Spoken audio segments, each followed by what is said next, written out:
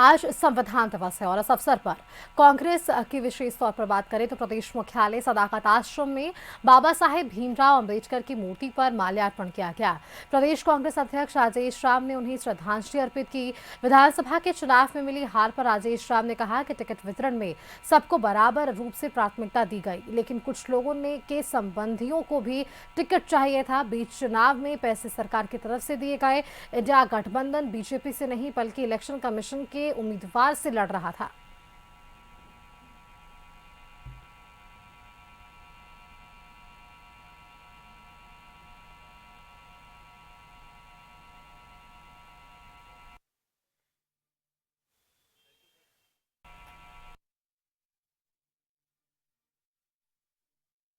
आयोजन किया गया है। प्रदेश अध्यक्ष कांग्रेस राजेश राम वहां पर पहुंचे। उन्होंने बाबा साहब भीमराव अंबेडकर को नमन किया।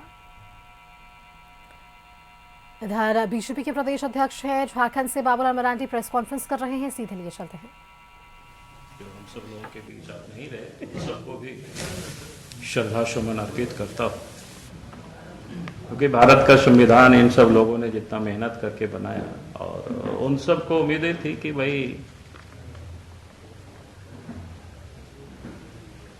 चाहे कार्यपालिका हो, व्यवस्थापिका हो या न्यायपालिका हो, संविधान के अनुसार ही सब लोग काम करेंगे।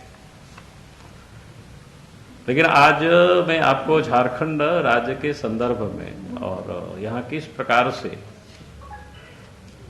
काम चल रहे हैं, कैसे लोग काम कर रहे हैं,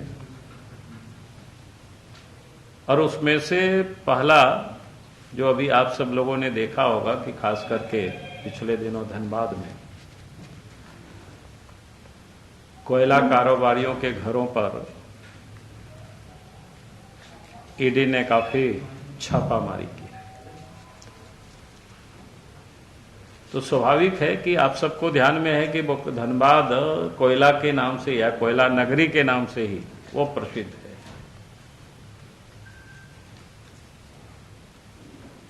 और उसके बाद थोड़ी सी मैंने हकीकत कुछ जानने की हमने कोशिश की कि भाई धनबाद में हो क्या रहा है कि इतना बड़ा इस प्रकार से अचानक छापेमारी हुई। सुनते तो हम सब लोग जरूर थे और धनबाद में कोई पहली घटना नहीं हुई है, वहां कोयला की जो लूट वो पहले से ही जारी है। लेकिन थोड़ा सा उसमें से मैंने अवैध व्यापार वहां शुरू से ही जोरों पर रहा है। हम सबको पता ही है कि एक दफा धनबाद में भी मैंने इस बात को बोला है और आप सब लोगों ने भी उसको लिखते रहे। कोई ऐसा नहीं है कि मैं कोई नई बात बोल रहा हूं, लेकिन इन दिनों जो पता चला है कि वो थोड़ा सा बड़ा चौंकाने वाला है। चौंकाने वाला इसलिए, पहले हम सब लोग सुनते थे कोयला का जो अवैध जो कारोबार करता है, यानी अवैध कारोबारी होते थे, तो सब मतलब पैसे क्या कहते हैं पुलिस प्रशासन की यहां तक लोग पहुंचाते थे। उसका कमीशन कहिए या जो भी कहिए, यानी लेन देन होता था। जो अवैध कारोबारी करता था वही पुलिस प्रशासन को या संबंधित जो कोई भी विभाग को वहां लोग पहुंचाते थे। तो एक प्रकार से उसको कह सकते हैं अवैध कारोबारी लोग कारोबार करता था, लेकिन उसका पुलिस का संरक्षण होता था या प्रशासन का संरक्षण रहता था। लेकिन अब जो जानकारी मिली है वो ठीक उल्टा मिला है, और इसीलिए मैं आप सब लोगों के साथ आज बात को सिर्फ मैं शेयर कर रहा हूं।